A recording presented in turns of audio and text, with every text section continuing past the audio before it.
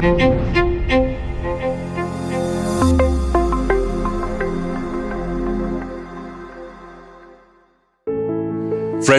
कहा गया है कि तालीम नहीं दी जाती परिंदों को उड़ानों की। तालीम नहीं दी जाती परिंदों को उड़ानों की, वो तो खुद ही समझ लेते हैं ऊंचाई आसमानों की। तालीम आपको इस यूनिवर्सिटी में, जीने यूनिवर्सिटी में बखूब बड़ी अच्छी दी जा रही है। I am quite sure of that. इस डिस्कशन का आज काम यह है कि आपको आसमानों की ऊंचाई दिखाई जाए। अक्सर जोर दिया जाता है पर्सनैलिटी डेवलपमेंट, स्टूडेंट की पर्सनैलिटी डेवलप करें।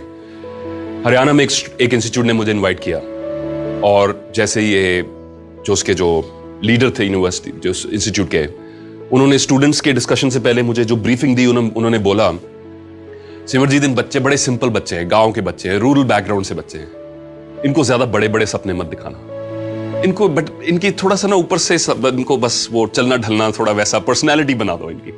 सूट टाई कैसे पहनना है, हैंडशेक कैसे करना है, इंग्लिश के 2-4 लफ्ज जो है वो रटवा दो। मेरा मानना है रट्टा मारना बड़ा डेंजरस होता है दोस्तों। यस और no? Yes, it's very very dangerous always.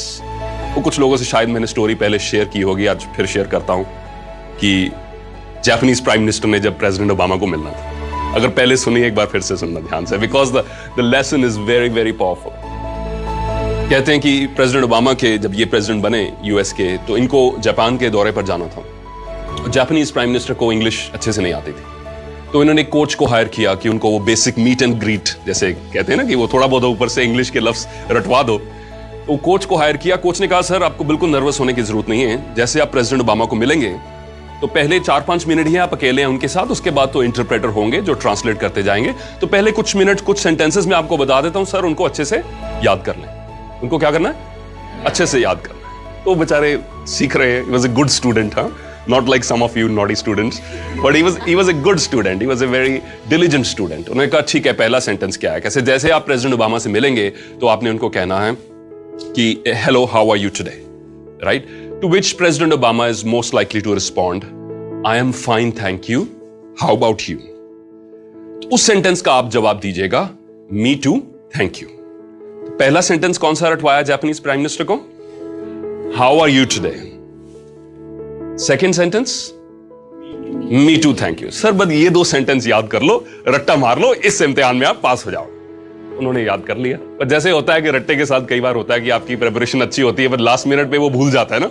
कहते हैं वो स्कूल के ऐसे की बात थी, एक बार एक यंगस्टर ने याद किया था कि माय फेवरेट एनिमल था और पता नहीं माय फादर पे ऐसे आ गया, कुछ ऐसे चक्कर था ना। तो उसने बेचारे को जो याद था उसको फिट करके लिख लिया उसने कि I have many fathers but my favourite father is this one, he has 4 legs and 1 tail। वो क्या करे, उसने जो रट्टा मारा था वही लिख दिया। तो कुछ ऐसी स्थिति हमारे जापानीज प्राइम मिनिस्टर की हुई। इनको अपना ओपनिंग जो डायलॉग था, उस देखिए मीडिया की लाइट्स थी, हर वर्ल्ड का मीडिया था वहां पे, ओपनिंग डायलॉग भूल गया, कंफ्यूज हो गए। Instead of asking how are you, he asked him very loudly in front of the press, who are you? President Obama was taken a little aback with this question, but he's a guy who is known for his humor. वो हंसी में काफी चीजें टाल देते। तो उन्होंने जवाब दिया, ओह मी, वहां उनकी वाइफ बैठी थी मिशेल कोने में। तो उन्होंने कहा, आई एम मिशेल्स हस्बैंड। और जापानीज प्राइम मिनिस्टर ने, जो उन्होंने रट्टा लगाया हुआ था, उन्होंने नेक्स्ट सेंटेंस दिया, मी टू, थैंक यू। और उसके बाद इतनी शांति हुई उस रूम में कि पूछिए मत। अब ये नहीं पता है कि नीचे कमेंट्स में यूट्यूब में आना शुरू हो जाएगा, सर ऐसे नहीं हुआ था ये। It's a story, okay, it's not a real incident, but it's a powerful story to demonstrate कि रट्टा मारना कितना खतरनाक है और हमारे सिस्टम में कितना इंकरेज किया जाता है। आपको आज के जमाने में अगर एक्सेल करना है, सो पर्सनैलिटी से बियॉन्ड स्किल्स पर देखिए, पर्सनैलिटी से बियॉन्ड कैरेक्टर पर देखिए, वैल्यूज पर देखिए। Personality is only superficial. This we have to learn. We have to understand the context of what we are learning, not just rote memorization. सिर्फ रट्टा मार के कोई व्यक्ति ज्यादा आगे नहीं पहुंच सकता। Unfortunately, हमारा सिस्टम, हमारा एग्जामिनेशन सिस्टम, हमारा एजुकेशन सिस्टम इस चीज को encourage करता आया है। बट मेरी आशा है कि इस युवा पीढ़ी के साथ हम इस चीज को बदल सकते हैं। हम अंडरस्टैंड करें what, why not, how, what if, right? इन सब सवालों को समझने की जैसे हम कोशिश करेंगे, you will use your general intelligence. I always shared with you, intelligence is broadly divided into 2 categories. एक जनरल इंटेलिजेंस होती है, एक डोमेन इंटेलिजेंस होती है। होटल मैनेजमेंट स्टूडेंट्स को डोमेन इंटेलिजेंस है कि किस चीज को किस टेम्परेचर पर कुक करना है। एक जनरल इंटेलिजेंस होती है जो हर व्यक्ति के पास होनी चाहिए कि किसी भी प्रॉब्लम को कैसे हैंडल करना है। This is not usually taught if you have a problem, a customer problem, और हमारे लिबरल आर्ट्स के स्टूडेंट्स भी कल को कस्टमर सर्विस एनवायरनमेंट में काम कर सकते हैं. Anyone can be working. How to deal with the customer service issue, ये एक डोमेन इंटेलिजेंस नहीं है, एक कॉमन सेंस है. यस और नो? तो ये चीजों पर फोकस करना, this is how the future we can deal with the uncertainties of the future. तो मैं उस चीज पर वापस आता हूं एक बार. पर्सनैलिटी जो है कि इनको चलना फिरना सिखा दो, मैं कहा नहीं, मैं सिर्फ इनको आसमान की ऊंचाई दिखा सकता हूं, क्योंकि मेरा मानना है जब व्यक्ति के पास विजन होता है, जब उसके पास कुछ ड्रीम होता है, चलना फिरना भी सीख लेता है, अच्छे से तैयार होना भी सीख लेता है, वो सब ढंग तरीके सीख लेता है, प्रोवाइडेड उसके अंदर की आग होनी चाहिए. किसी शायर ने खूबी लिखा है कि ना संघर्ष ना तकलीफ, ना संघर्ष ना तकलीफ तो क्या मजा है जीने में, बड़े बड़े तूफान थम जाते हैं अगर आग लगी हो सीने में.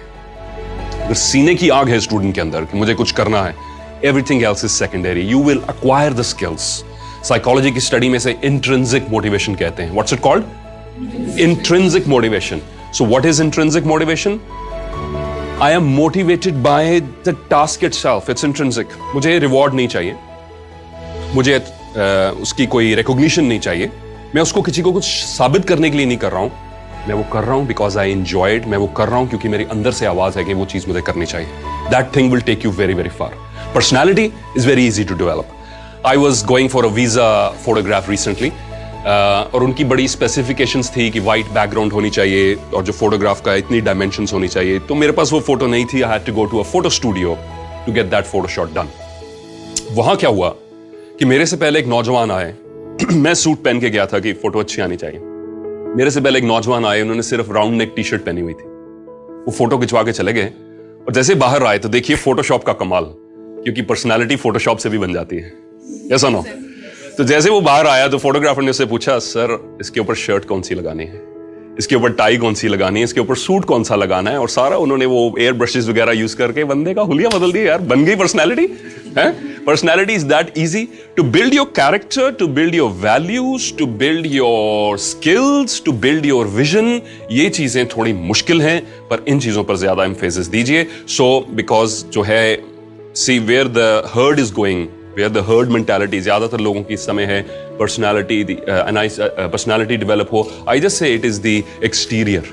आप एक बेकरी में जाएंगे, सिर्फ आइसिंग नहीं खरीदेंगे, केक भी साथ में लाएंगे. तो केक भी हो और अच्छी आइसिंग भी हो, ज्यादा अच्छा लगता है. So with these thoughts we will start our session today.